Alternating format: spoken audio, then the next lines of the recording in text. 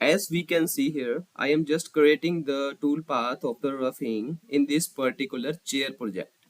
So what is my concern here? I just want to get my tool depth according to my requirement of the tooling plunge out. In simple language, I am just going to the home tab and analyze my toolpath. It is machining from the 0 from my Z0 up to Z minus 153. But the situation here is my overhang of tool is not up to 150.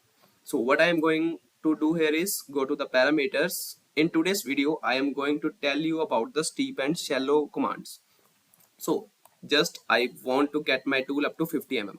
So what I am going to do here is click on the maximum depth and put the value here minus 50.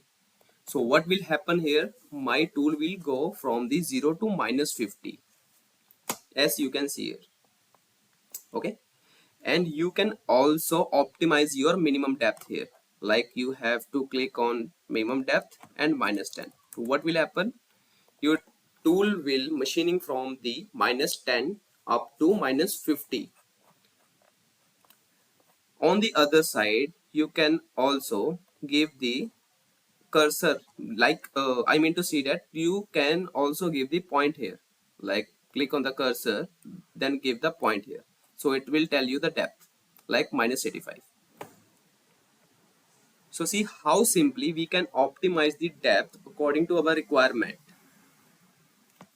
So this is the meaning of the steep and shallow in very simple way.